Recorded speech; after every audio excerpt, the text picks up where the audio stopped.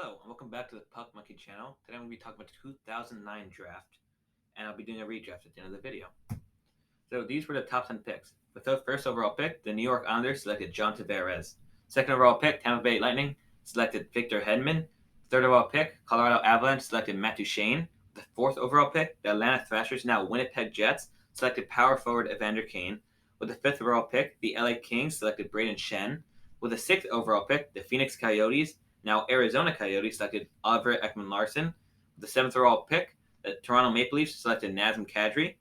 With the eighth overall pick, the Dallas Stars selected Scott Glennie. With the ninth overall pick, Ottawa Senators selected Jared Cohen.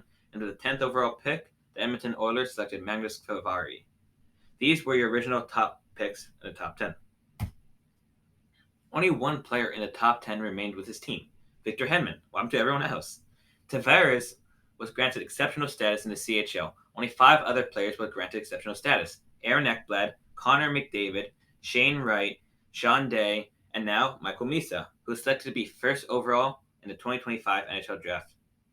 Tavares would walk in the 2018 offseason infamously to the Toronto Maple Leafs in free agency, giving the Owls no assets back.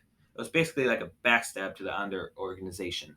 Matt Duchene was traded in a massive 3-way deal in which the Avs got 3 players and 4 draft picks. Some notable players were Samuel Girard and Bo Byram, in which the Avs selected him with the Sens' 2019 first-round pick, which will be 4th overall. Vander Kane will get traded from the Jets to the Sabres, along with Zach Bogosian, who was selected 3rd overall in the 2008 draft, in exchange for former Calder winner Tyler Myers, Yoel Armia, who now plays with the Montreal Canadiens, Brendan Lemieux, who now plays with the LA Kings, the Biter, and a 2015 first-round pick, which will become Jack Roslovic. Jack Roslovic would be traded along with Patrick Laine, who was 2nd overall in the 2016 draft, in exchange for Pierre-Luc Dubois. Braden Shin would be traded to Philadelphia Flyers along with Wayne Simmons in exchange for Mike Richards. Mike Richards helped the Kings win 2 Stanley Cups. Braden Shin also won a Stanley Cup with the St. Louis Blues, and Wayne Simmons is currently playing for the Toronto Maple Leafs. Oliver Ekman-Larsson, OEL, will be traded along with Connor Garland to the Vancouver Canucks in exchange for a cap dump of Louis Eriksson, Antoine Roussel, and Jay Beagle. Basically, those 3 guys were not worth their contract, so it was considered a cap dump. That's why the Arizona Coyotes got a 2021 first-round pick, which would become Dylan Guenther. Guenther is a high-end prospect to have in the system. Nazem Kadri will be traded from the Toronto Maple Leafs to the Colorado Avalanche in exchange for Tyson Barrie and Alexander Kerfoot.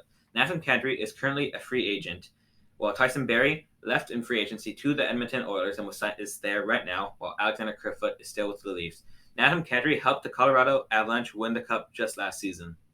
Now let's go through my redraft of the 2009 NHL Draft. But first, let's go through some honorable mentions.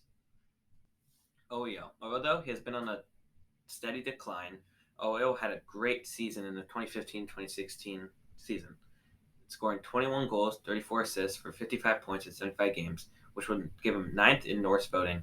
Another one would be Dmitry Orlov, who's more a defensive-minded defenseman, but very, very underrated. Another one would be Riley Smith. He's Panther legend. He's a big part of the Vegas Golden Knight 2018 Cup run, notching 60 points in 68 games in the 2017-2018 season, while having 22 points in 20 games in that postseason that led them all the way to the Stanley Cup final. Let's start with number 10, left winger Anders Lee. He had 212 goals, 154 assists for 366 points in 596 games played. He's currently the captain of the New York Islanders and was drafted by the New York Islanders 152nd overall in the 6th round. And he's been playing New York Islanders his whole career. He's a power forward. In his recent season, he scored 28 goals and 18 assists. And his best season, he scored 40 goals, which was tied for 7th in that season, and 22 assists. Next up is Vander Kane. Kane scored 286 goals, 259 assists for 545 points in 812 games played. He was drafted by the Atlanta Thrashers, later relocated to Winnipeg to become the Winnipeg Jets, and was drafted 4th overall. In his tenure in NHL, he's played with the Atlanta Thrashers, Winnipeg Jets, Buffalo Sabres, San Jose Sharks, and now the Edmonton Oilers. He is a power forward, scoring those big goals in front of the net, now playing with Connor McDavid. In his most recent season, where he signed with the Oilers in the middle of the 2021-22 season, he had 22 goals, 17 assists for 39 points in 43 games. Note, he is an absolute beast in the recent playoffs, still being one of the top leading playoff goal scorers despite losing the 3rd round. His best season, he scored 30 goals, 27 assists for 57 points in 74 games in the 2011-2012 season. Nope, he had 1,054 penalty minutes, so you do not want to mess with this guy. Number 8, Ryan Ellis. He had 76 goals, 199 assists for 275 points in 566 games played. He was drafted by the Nashville Predators, 11th overall. Nashville loved developing their good defensemen. You look at Ryan Suter, Roman Josi, Matthias Ekholm, Shea Weber, and now Ryan Ellis. He played with the Nashville Predators, but recently got traded to the Philadelphia Flyers last season in a three-way trade that involved Cody Glass and Nolan Patrick. He's a two-way defenseman. In his recent season, he had 1 goal, 4 assists in 4 games played. Then he had suffered a massive injury, required surgery, and as of right now, he is currently on LTIR, long-term injury reserve. His future in the NHL is currently unknown, but I would hope to see him back playing for the Flyers as the number 1 defenseman. And which we saw in that small sample size, he did really good. And obviously, super small sample size, but he was on pace for a great season. His best season, though, was in the 16-17 season. He had 16 goals, 22 assists for 38 points in 71 games played. Number 7, Chris Kreider. 229 goals, 194 assists for 423 points in 654 games played. I think he'll be the future New York Rangers captain next season, but let's keep on going.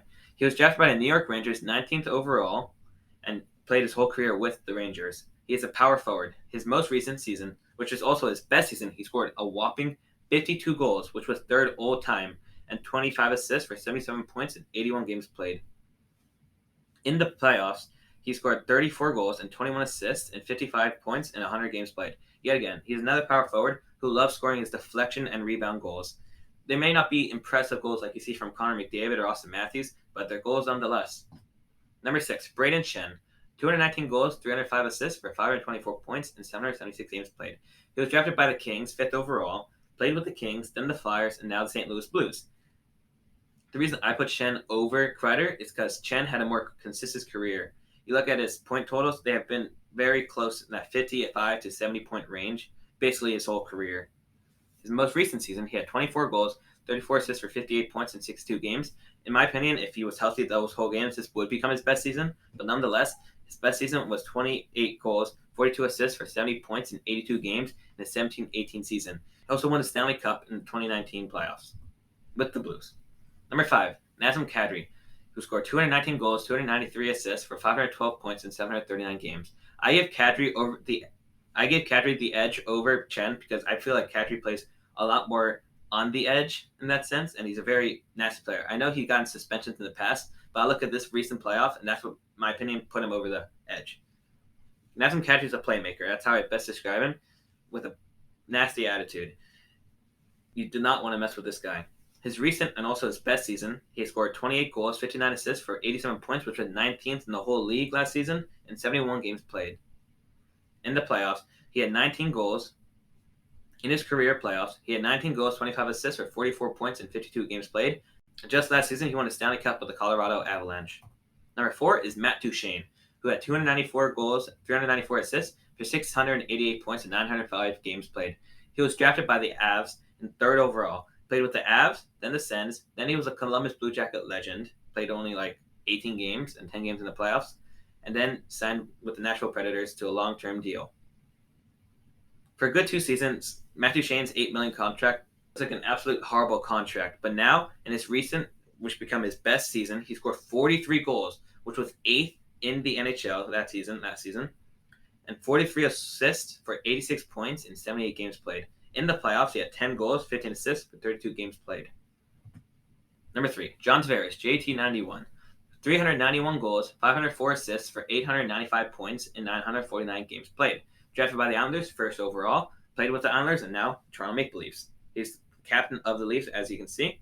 And in his most recent season, he's scored 27 goals, 49 assists for 76 points in 79 games played.